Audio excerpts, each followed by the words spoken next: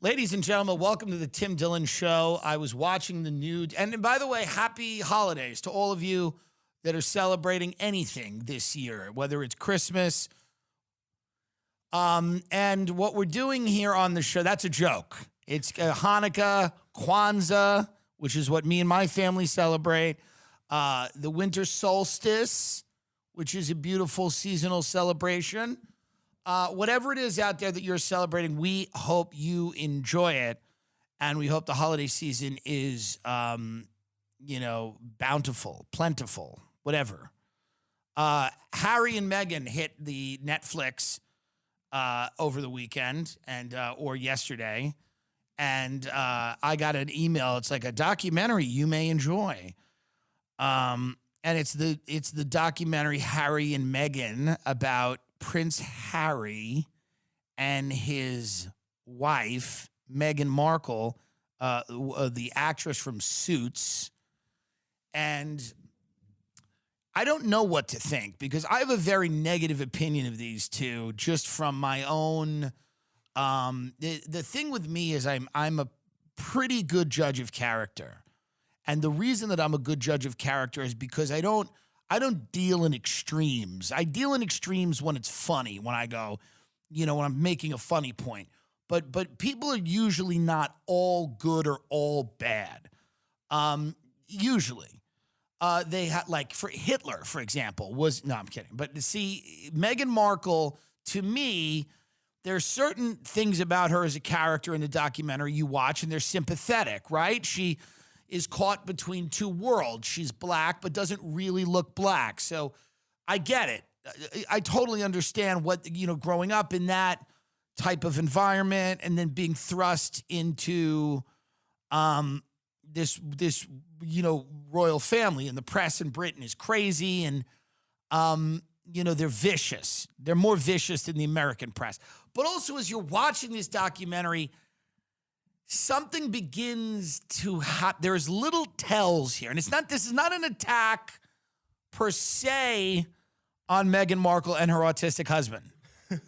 It would, because he is, and there's nothing wrong with that, but he's being led. Now, there's little tells that start to happen throughout the documentary where you go, something, because in the beginning of the documentary, it's actually very nice in the beginning of the documentary. It's like, she's like at Wimbledon, and he's like, would you like to have drinks? And it's a whole thing. And, he's late. The first time he's a little late. And she's like, well, I'm not going to do that. She said when she's on the interview. And he's like, what do you mean? And she's like, well, a man that has such a big ego and shows up late. Like, there's little things you go, okay, that's fine. I guess she thought that he was telegraphing his importance, but maybe she was also just kind of like not thinking there could be traffic or something. And there's little and then one of the things that gets me where she goes, when I first met the Queen, I didn't know I was meeting the Queen. And then Harry goes, do you know how to curtsy? And she goes, I thought it was a joke.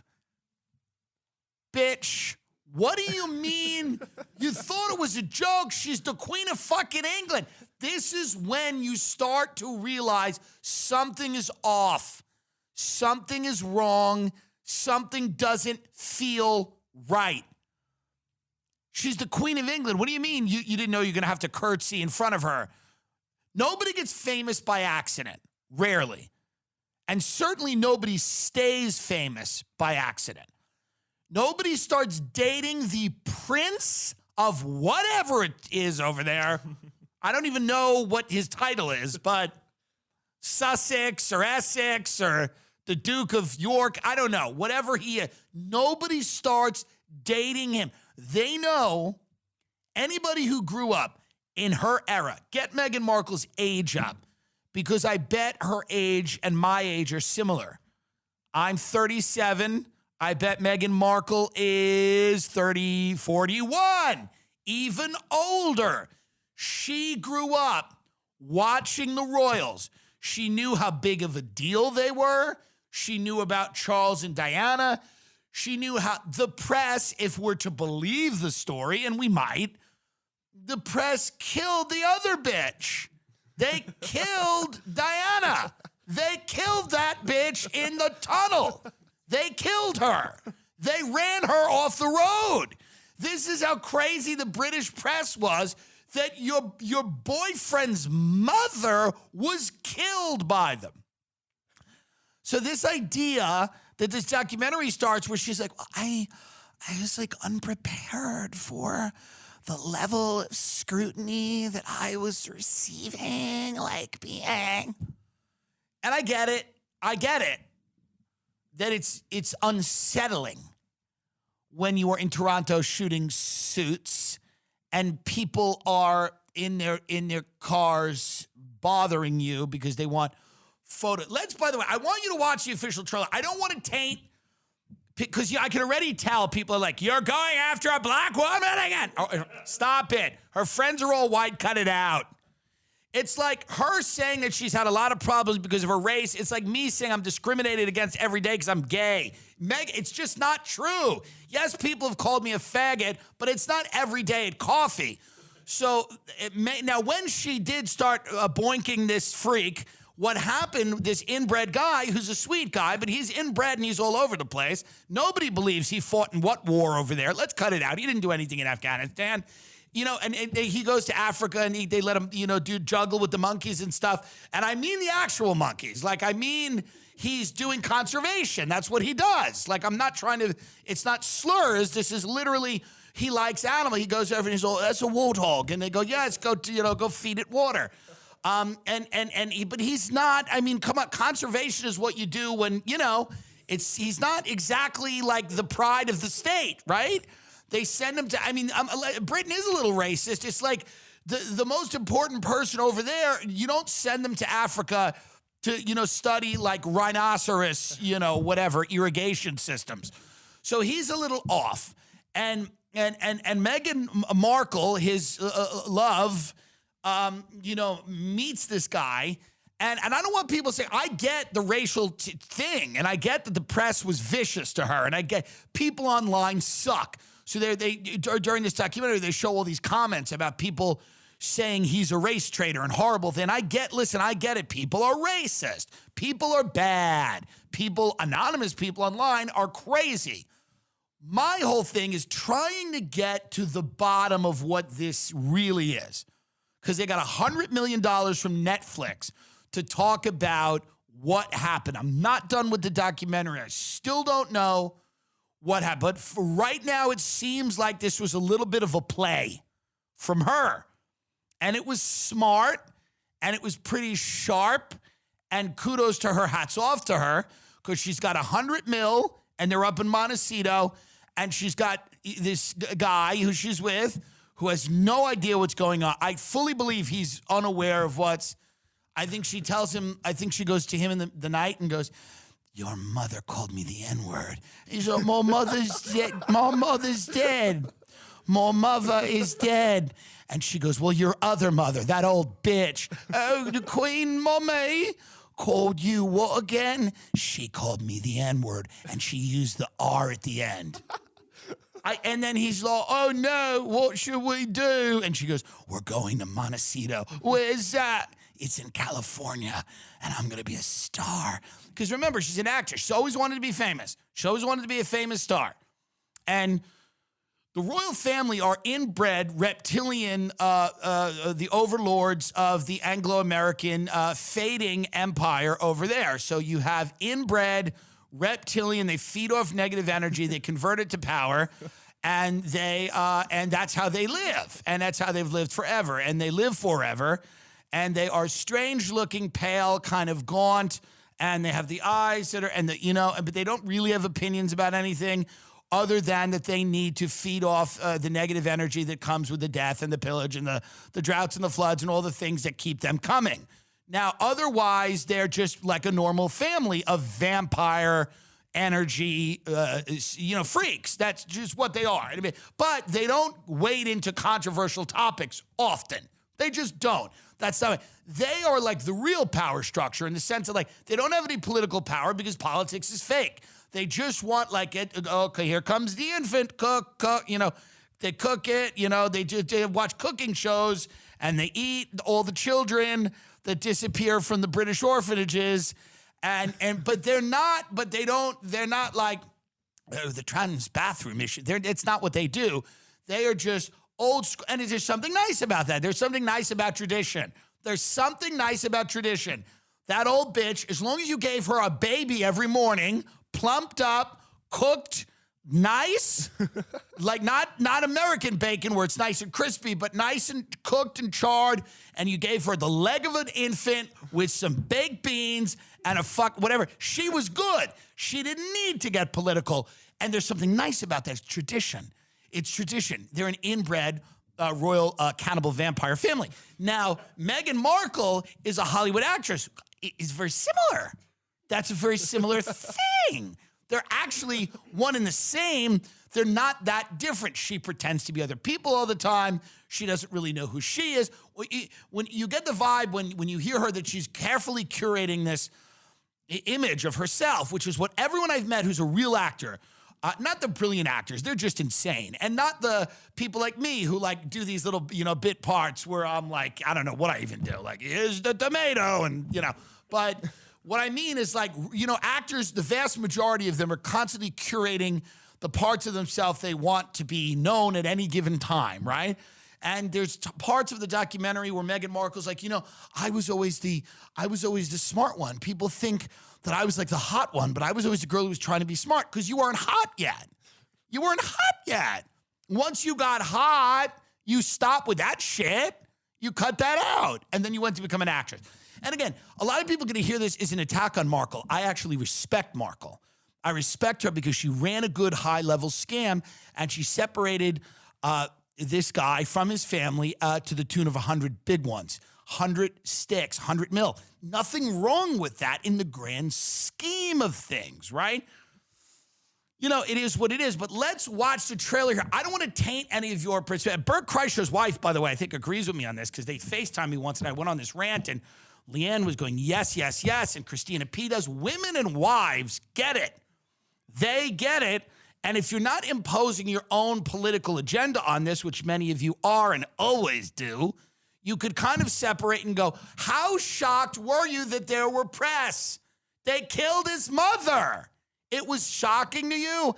How shocking was it to you that this was a firestorm? That guy, he was like the most eligible bachelor in the world. I don't know why people want into the blood cult. And she then started to, I want to watch this trailer and then we will comment more on it. But again, if you're disagreeing with me here, that's okay. I haven't seen the full thing, but I think I'm right and I think you think I'm right too. It's really hard. It's really hard now because what happened? You hear that? That is the sound of hearts breaking all around the world. She's becoming a royal rock star. Here, stop it for a second. I was just in Africa feeding a pig a salad, and then I met Meghan, and Meghan told me that everybody was calling her the N-word in the castle, so then I came to California. That's really what, so like the people at Netflix are like, okay, so let's unpack that. Can we unpack that? Right, well, that's pretty much the story then. We met Meghan. I was in Africa, and what I was doing there is they got this bird, and it stands up. Have you ever seen that? It's a bird, but it walks. No, you mean like a penguin? No, it's not, because they're in the cold. Like penguins are in the cold places where people go skiing, but in Africa, it's like a big bird. And we was watching it walk, and then I met Meghan, and she came and she put my baby in her, and then she said everybody in the castle, they was saying all kinds of bad things about her, calling her all kinds of names and such. So I had to move here, and now we live here in Netflix. Everything changed. There's a hierarchy of the family. There's leaking, but there's also planting of stories. There was a war against Meghan to suit other people's agendas. It's about hatred. Well, she won. By the way, cut that. If there was a war, she won. If there was, you can't go to war with an actress, you dumb vampire freak. She won, of course she would. A Hollywood actress is the only thing that is more cold and has more bloodlust than these monsters. So if there was a war against her, good on her. This is a pro-Meghan show. If I saw her in Montecito at the San Ysidro Ranch having dinner, I would just do black power to her. I would, because what do I give a shit about these freaks? Good for her. I have no problem that she ripped apart this thing. Go. It's about race. It's a dirty game. It's a dirty game. The pain and suffering of women marrying into this institution, this feeding frenzy. I realized they're never going to protect you.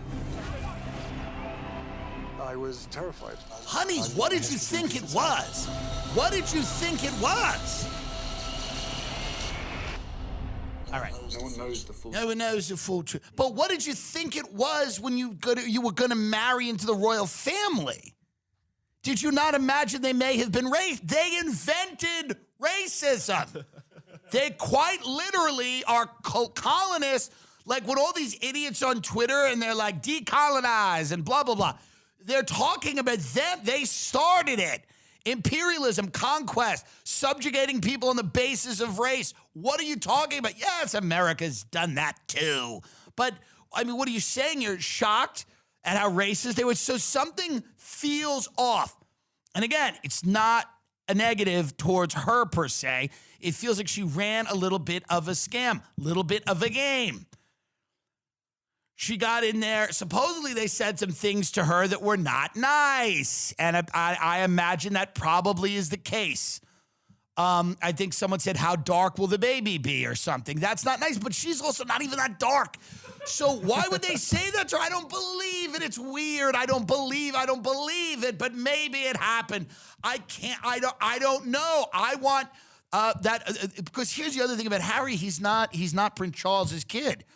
Diana fucked her fucking, I forget who, but like her dance instructor. This is kind of well known. And because Prince Charles and Prince William look a lot alike, but if you Google Harry's real father, it's like Chloe and OJ. It's like boom, immediately, you know.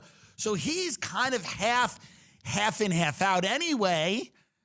And the problem is, you know, his real father, Prince Harry's real father is definitely, I don't think it's Prince Charles. I think it's a guy that Diana, go to Princess Diana Affair, Harry's dad, because I think it's definitely I don't want to say it's obvious, but I do want to say that it's a commonly held belief that at the end of the day, he may not be the child of Charles, because Charles does not, James Hewitt right there.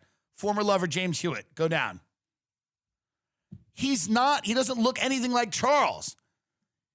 He does not look anything like Charles, but he does look a lot like this guy, James Hewitt.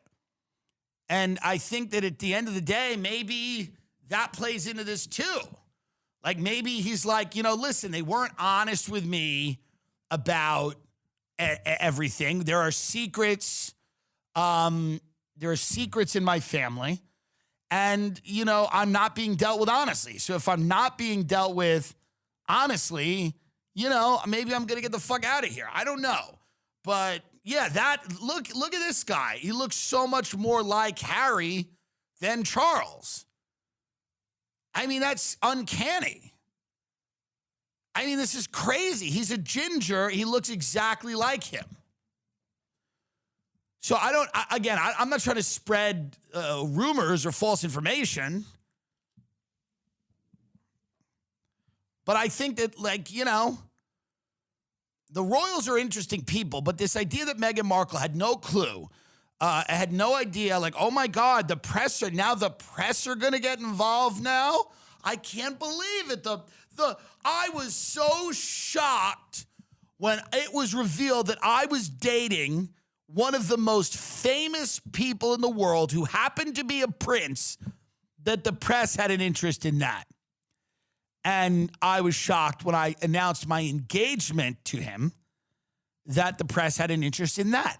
I'm not saying it's not brutal. I'm not saying it's not vicious. But I'm saying that I think there's a little more to what's going on than meets the eye. I think she went over there and she's like, we can do an exit and we can get out of this thing and go to the U.S. and be really, really famous for a whole nother set. And I think the other inbred, I think the other people are jealous. I think William and Kate might be a little jealous. They're like, fuck, you know, I like the UK, but it's rainy and damp. And they're over here in Montecito, and usually it's warm and nice. And, you know, they're by the pool. It's a different life. And I don't know, maybe, you know, obviously the royal family, there's benefits to being a part of it. But I mean, they made an exit. I'm still going to finish the documentary because I don't have my full thoughts on it yet. But my initial impressions are that Meghan ran a little bit of a game, knowing full well that this guy probably wasn't nearly as attached to his family as he claimed for many reasons. And Meghan was like, okay, yeah, they're being dicks to us. They're kind of piece of shit.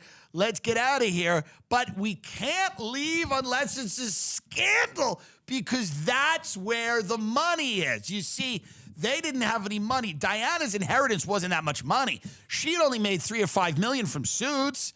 Her net wasn't high. His net wasn't high. Okay, they got a $10 million mortgage in Montecito. That did not come from either one of their pockets. Enter Netflix. Netflix goes, get over here. She has the Oprah interview. She goes, this has got to be a massive royal scandal where we are resigning because the royal imperialist blood dynasty family also stunningly, shockingly, happens to be racially insensitive. They're also racially insensitive. I can't believe it. The people that invented imperialism, somewhat, I know that they didn't technically, but they are racially, they have some blind spots. They have blind spots racially. So that was the scandal. And the scandal was such that they started a production company, Archerwell Productions, where they're now making things about the anti-racist stuff. And they're like, we're going to make things like there was one cartoon they're going to make about a girl who goes through history and is like, I'm a smart girl. And she'd go back to like the Black Plague or whatever. And she'd be like, I'm a smart girl and rats, they're doing this. I know it because I'm smart. Like with some cartoon like that, which is a girl. But they canceled it or whatever. But like that's what I'm, you know what I mean? Like people don't want that. They want to watch Wednesday. They want to watch Harry Potter, but slightly different. They don't want your shit. Start making that. If Harry and Meghan start making that, now that you're in America, you got to start making racist programming if you want to make real money. But they have $100 million. And I wish them the best. All right, everybody, you know that the holidays are around the corner, and everybody right now is just doing everything they can to, you know, make a little extra money, and they're shipping things, but they don't want to, you know, they're companies that you can't really... You know, I mean, what's going on here? You know, if you're shipping something and you're thinking about shipping, you're not thinking about, you know, making the snowman into a little, you know, capital rider or whatever you're selling. So what you have to do is use ShipStation, okay? It's the most wonderful time of the year, but it's also the most hectic. Okay, what ShipStation is it's an amazing service that allows you to basically put all of the bullshit back office needs on ShipStation, okay? They work with all your favorite places to sell online, including Amazon, Etsy, eBay, Shopify, and more. Manage every order from one simple dashboard. Automate routine shipping tasks, print shipping labels, and they easily compare rates and delivery times to optimize every shipment. And with enterprise solutions that make warehouse optimization easy, ShipStation scales when you do. Nobody wants to think too hard during the holidays. Luckily, ShipStation is a no-brainer. You'll save time, money, and stress during the holiday rush. When you sign up using my promo code, you'll get 2 months to try it free. Are you guys crazy? 2 months to try it free. That's over 130,000 companies have grown their e-commerce business with ShipStation. And 98% of companies that use ShipStation, that stick with it for about a year, they become customers for life. I'm telling you, I love ShipStation, right? I mean, just so many people use it. Wolfgang Puck Home, On It, a lot of stuff. Sock Club.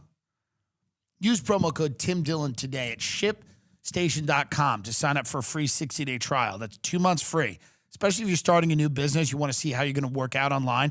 Right now, 60-day trial, it allows you 2 months. You can use this service for free. Just focus on marketing and shipping shit.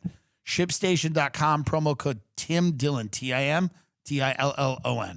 Movies are tanking right now, by the way. There's a lot of these prestige movies. They're spending a lot of money on high-end movies, and they're tanking. They're not doing well. Yeah, so Hollywood right now, they're losing a lot of money on these, I guess, high-concept films. And, some people are saying that they're depressing. Like Hollywood watched in despair as Oscar-oriented films like Licorice Pizza and Nightmare Alley flatlined at the box office.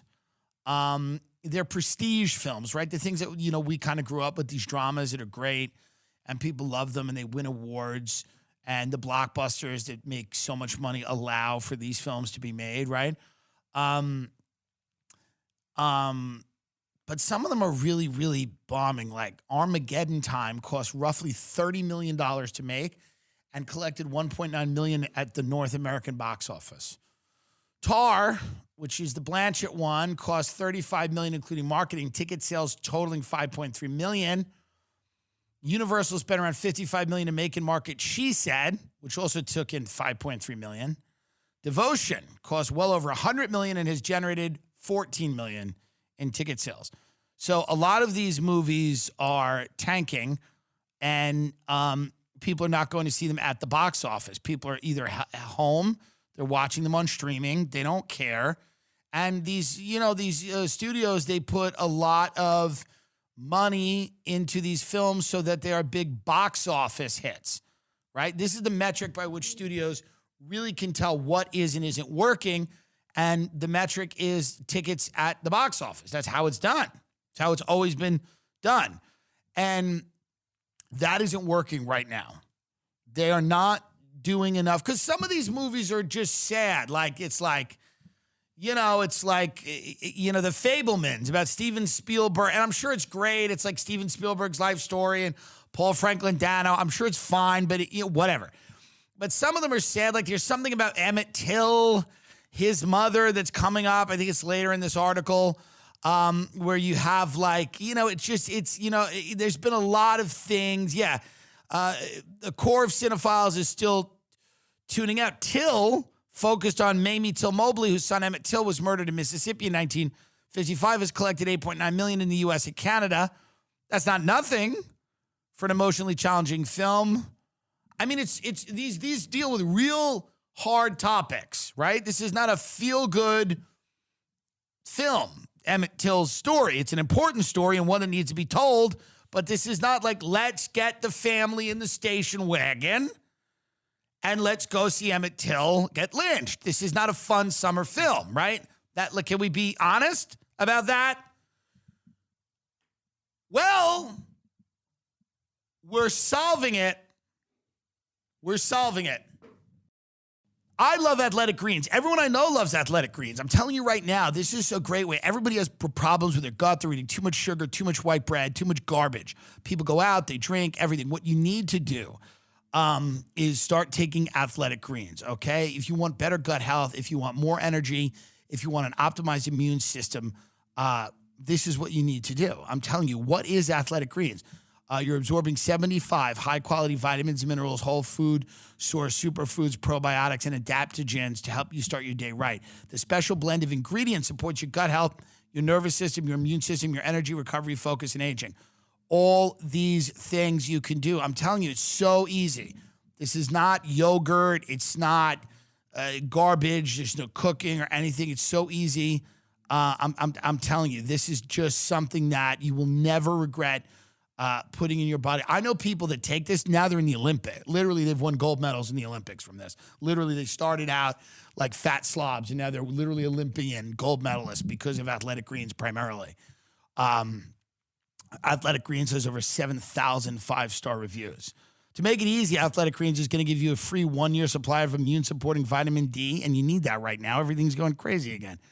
Vitamin D and 5 free travel packs with your first purchase. All you have to do is visit athleticgreens.com/Tim Dillon. Again, that's athleticgreens.com/Tim Dillon to take ownership over your health and pick up the ultimate daily nutritional insurance. It is so easy to use this stuff. I'm telling you, Rogan loves it. Everyone I know that really takes their health seriously really likes athletic greens, okay? They also donated 1.2 million meals to kids in 2020. That's really awesome. And for every purchase, they donate to organizations helping to get nutritious food to kids in need. I mean, that's really, really cool. Hollywood has figured it out. There's one director that they have not tapped yet to make a film. One voice that has not been heard from one artist who begs for a long-form representation of her thoughts. Taylor Swift. Taylor Swift is making a feature directing debut for Searchlight Pictures.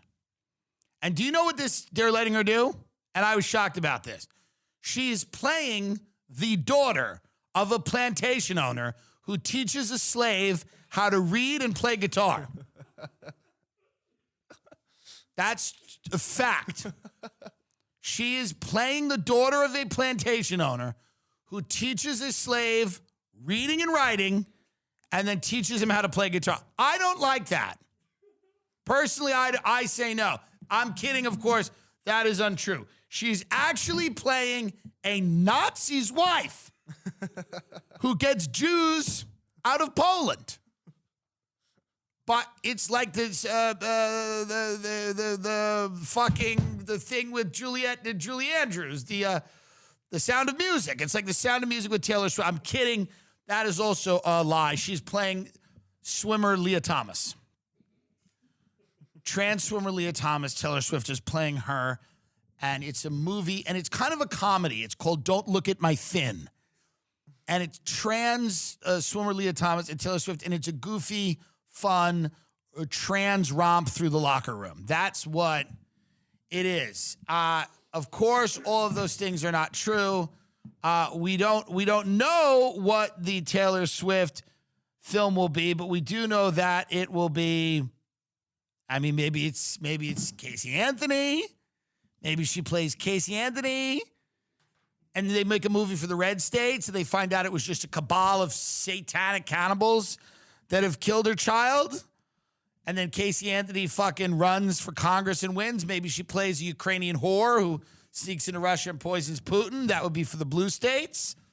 I don't know, because Taylor's in the middle there. But she's making her feature directorial debut with Searchlight Pictures. The singer-songwriter and director has written an original script, which will be produced by the Oscar-winning studio behind Nomadland and The Shape of Water. Other key details like a plot and casting are being kept under wraps until a later date. It's going to be interesting. It's going to be like a sweet summer movie, right? Where she's like mad at a dude and it's like, it's the hot summer in Nashville and everybody's singing. It's going to be a big soundtrack. And that's the future. That's the future. If you have an audience like Taylor Swift, whether you know anything about cinema, whether you know anything about movies, you're going to be tapped to direct a movie, and then it'll be a 2-hour Taylor Swift song. That's what it'll be. 2 hours of Taylor Swift and her issues with a guy who she met at the ice cream truck or whatever it was, and that'll be what it is. 2 hours of that, and then they'll just start handing it out. Doja Cat will have a film that no one will be able to understand. But why not? I mean, this is because people are just giving up, and this is giving up. So when you've given up, you just go, Taylor Swift has sold more tickets than the Pope. Let her, it'll be fine. Whatever the hell she wants, and I'm sure, and it'll probably be fine. It'll probably be decent. And I don't think that it'll be much worse than some of the other things. But I mean, I can't imagine. Searchlight recently released the menu, a darkly comic horror film, and Martin McDonagh's The Banshees of Inisherin, which is a major Oscar contender. It's amazing. And now they're also going to release Taylor Swift's 2-hour ode to, I don't know, being stood up at the dance or whatever the hell. And I have no beef with her. God bless her. She certainly came out the winner in the Kanye thing. But I don't know if I need 2 hours of that of her. But, I mean, she's rich and she's got a fan base and you get to do what you want.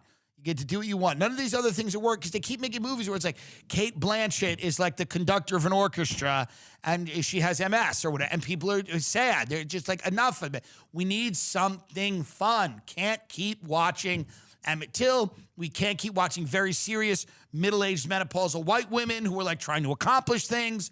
We have to find something a bit goofy, a bit fun, and maybe Taylor Swift will do that. I don't know.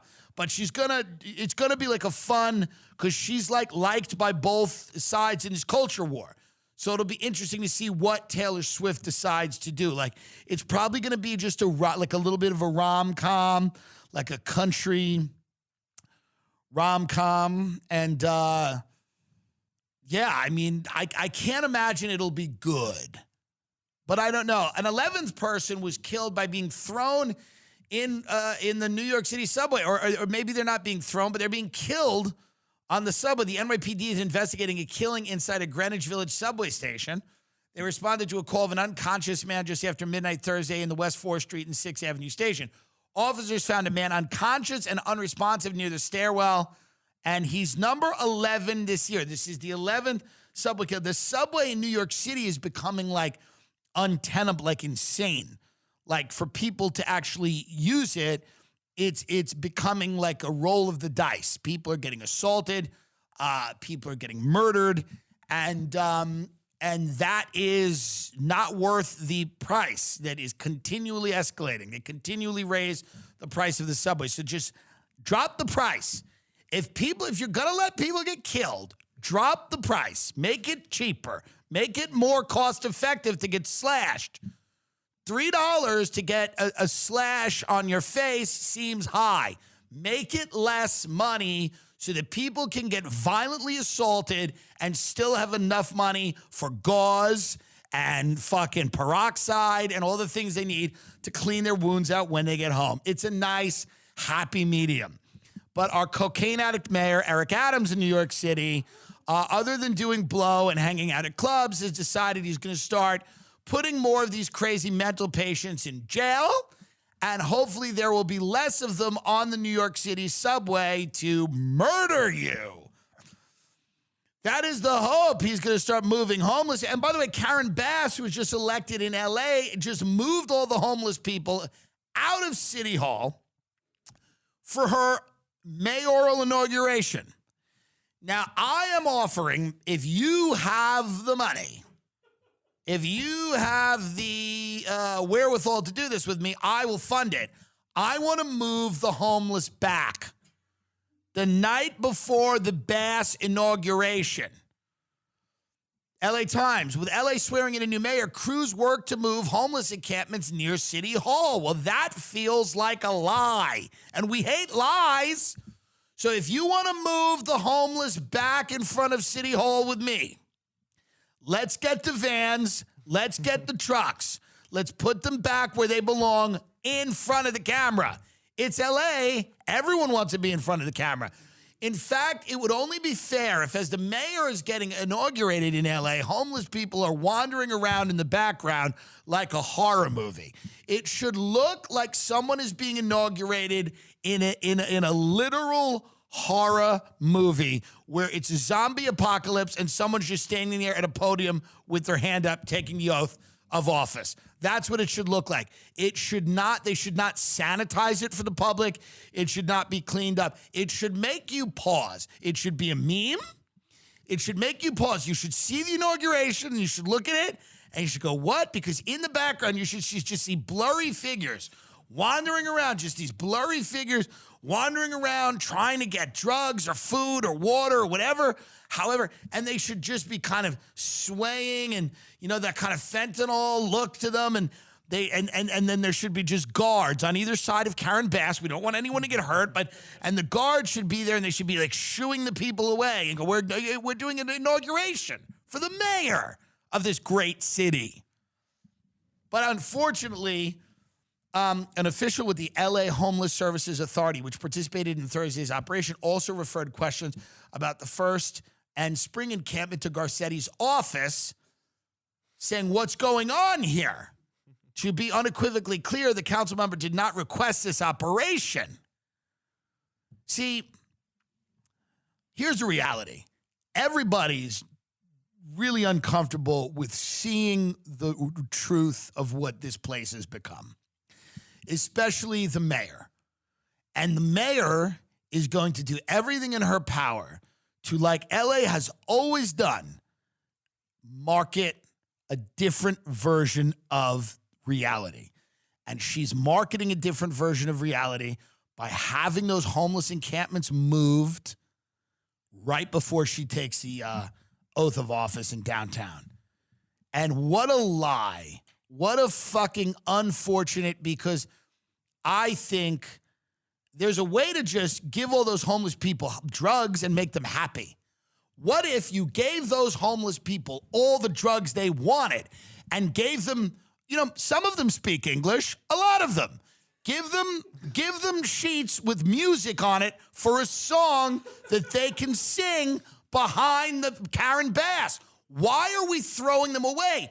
You have them there. They're a captive audience. They're willing to learn. They're willing to learn for food or crack or fentanyl, whatever they want, if they can get. And how nice would it be to see the LA mayor, the first black female mayor, getting inaugurated, and maybe the people in the back are doing a song from the Temptations or something. Something nice. Now, yes, you can get them in costume, put them in hair and makeup. I don't see a problem with that. It should be a production. It's Hollywood. Shouldn't it be a production? And yes, not all of them are going to follow along. Some of them are going to get frustrated. They're not doing as well. Some of them may bite others. Some of them are not going to show up for rehearsal, right? Not everyone's a hard worker, but you will get some of them when you promise them drugs. You say, I will give you drugs if you learn this song. What's a good LA song? I'm thinking right now, what's a real, because New York has New York, New York, but like LA doesn't really have any LA. We Love LA? Get up We Love LA on YouTube. I want to hear this song, because if the homeless could stand behind Karen Bass and sing We Love LA while just fucked up and bleeding, it would be beautiful. It would be much better than making the move. Oh, I Love LA. The We Love LA or I Love LA? It's the same thing. It's the Randy Newman song. I cannot believe this was not pitched to her. This seems like such a great. Now you can imagine the homeless people, they're all standing behind Karen Bass as she's being inaugurated to be the mayor of hell. And everybody's there, and all the city officials are there. New York City, it's cold and it's damp, and all the people dressed like monkeys. Let's leave Chicago to the Eskimos. That town's a little bit too rugged for you and me.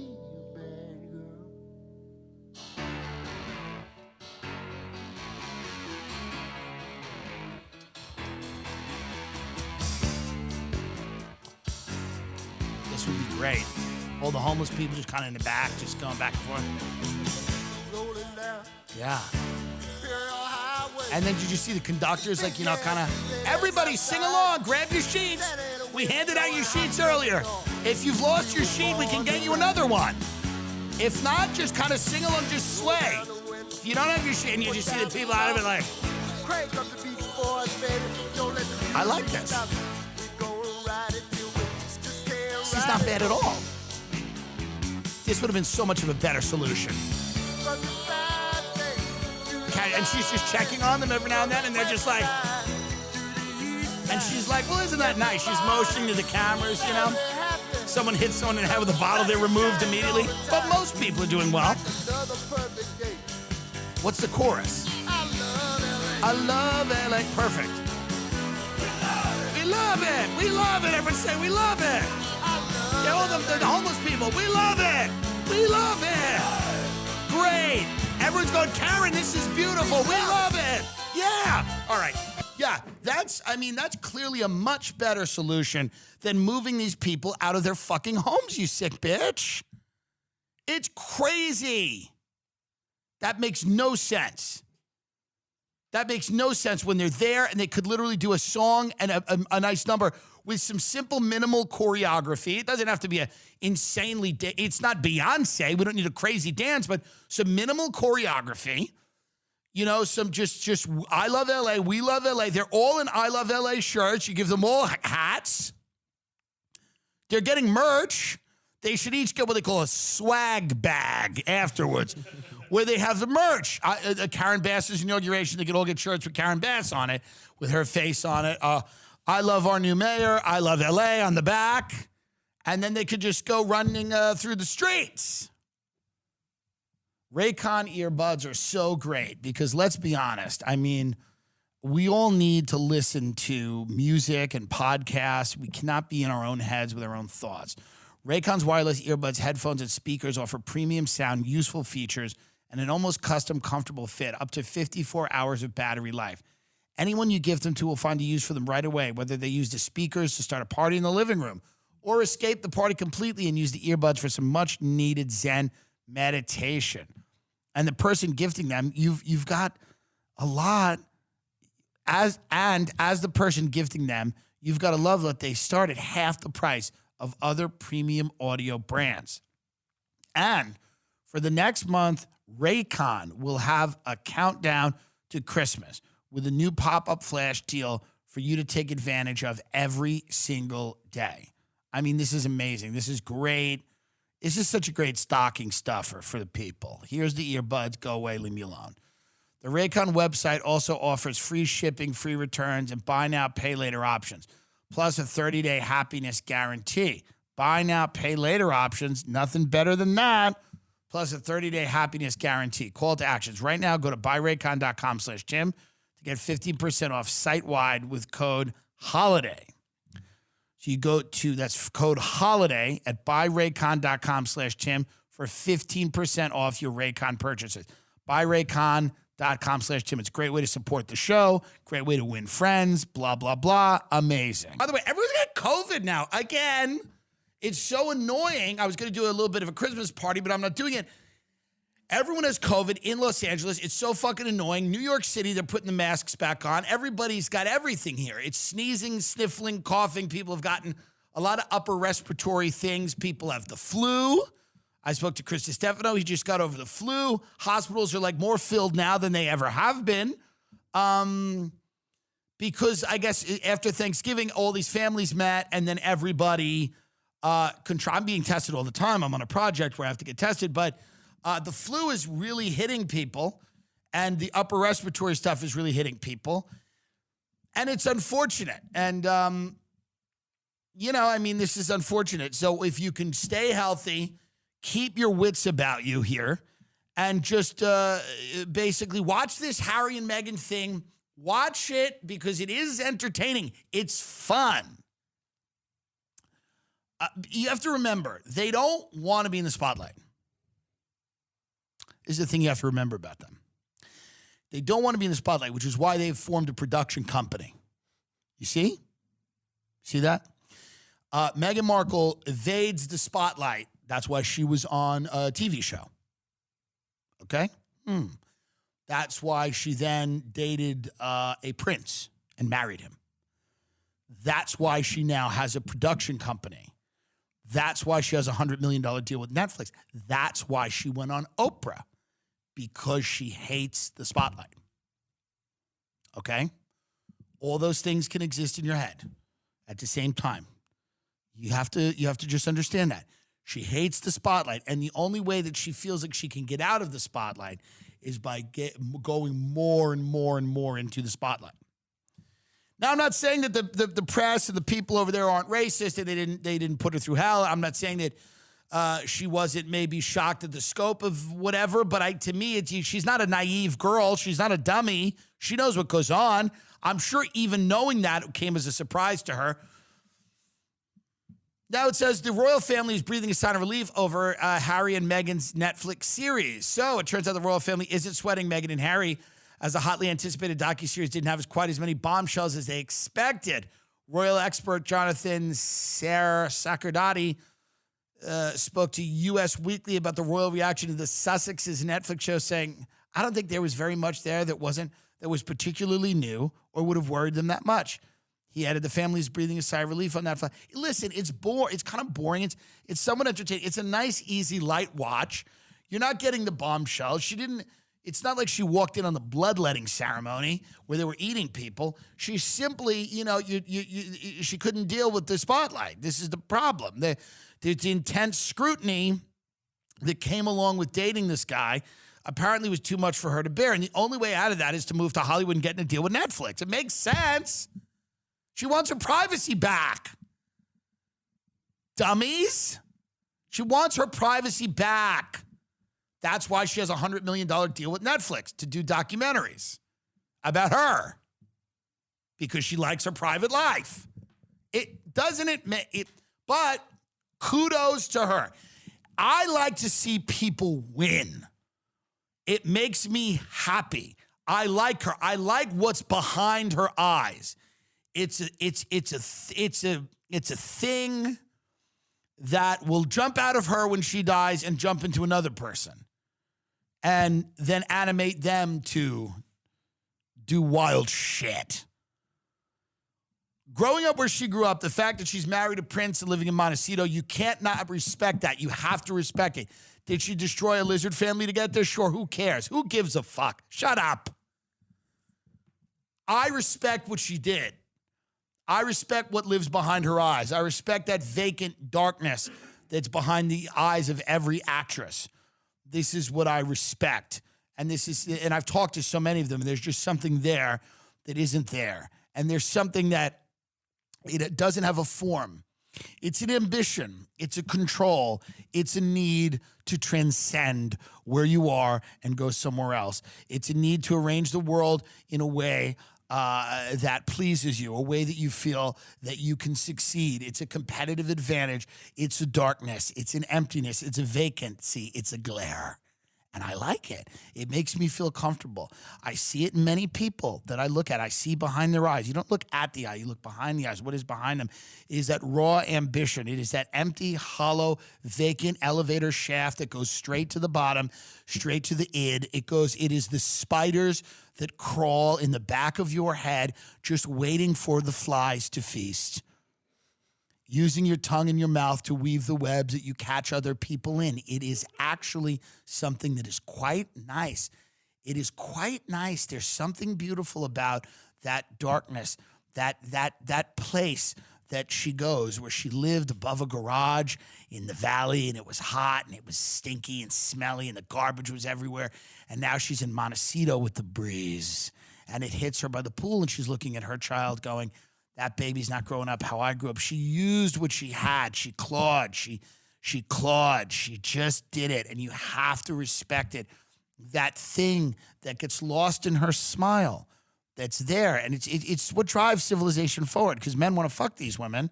And that's what makes civilization happen, folks. Okay? Not everybody wants to fuck the 3 a.m. pincushion pig. Sometimes you want a real hottie, and sometimes that hottie has plans for you. And she had plans for this retard, and she executed them brilliantly. And that's the thing I think we all have to really remember. We all have to really remember that it's a story of winning. It's a story of a woman winning. And it's not something that, people are understanding it in the wrong way. They're like, well, she took him from his family. Perhaps, sure. Number one, we don't even know. We just covered earlier. Maybe it isn't his family. And number two, his new family is with her and Netflix. He's part of the Netflix family, and that's a family. It's a family with a lot of fucking money. So, listen, God bless her. You can see it's behind the eyes. It's the winning. She's very calm. The way she talks is very calm in the things that happen. And we were very shocked at the racism, and what we had to do was win, and she's winning. And there's nothing to be gleaned from this. There's nothing to be understood or taken from this that isn't really a positive. This is a positive all around for everybody. It's good to see an old blood cult get, temporarily tested and thrown out of whack. It's also good to see, a woman like that win, because in her mind, every interaction she's had in her life is about that moment. Every interaction that she's ever had is about the moment where she could, this bitch from the Valley, who was a fucking on a show, Suits, it was ending. She was not an A-lister by any means. By any means. She just wanted to win. She didn't know why. She wasn't particularly obsessed with any aspect of winning. It didn't even matter. It wasn't about a car. It wasn't necessarily about a house, although those things are nice. It was about a position. It was about an air that she wanted to exist in. And this is, this idea of being the modern, she saw Princess Diana. She goes, I'm going to kind of do what Princess Diana did before they kill me. Kind of interesting before they got to her. But do the royals strike back? Do the royals strike back? What an interesting thought. I hope not. I hope not. But the queen has just died. The old lizard has died. I wonder if there's a thought in the palace. Do we clip him? Do we clip him? Interesting. Well, I'm happy I'm not the Princess of England. I'll tell you that. I am happy that I'm not the Princess of England. We appreciate you. We covered a lot of these Bitcoin guys getting killed on the Patreon. That's really interesting and a little scary down there in Puerto Rico. If you're down there in Puerto Rico and you got a lot of Bitcoin, don't go to the beach. It's a real problem, but that's up on the Patreon right now. Any tickets, live dates, timdilloncomedy.com. We've got shows coming up New Year's Eve. I'm going to be in Irvine, California for the whole weekend. I'm also going to be at the Spotlight Casino in Indio out there in the desert. If you live anywhere out there, you could come see me. That should be a lot of fun. We also have the Oxnard Improv up as well. Those are on timdilloncomedy.com. Tickets, you can get them there. And we will see everybody soon. Don't watch this documentary and don't have a take on it per se. From this show, go and give everyone their own hearing. Give everyone their own hearing and see what happens. But I hope she's out. But if the royals get her, if they get her, if they get her, if she gets eaten by a dolphin or something out there, fuck. Well, you might just have to go. You gotta hand it to the old lizards. I'll be watching closely. Good night.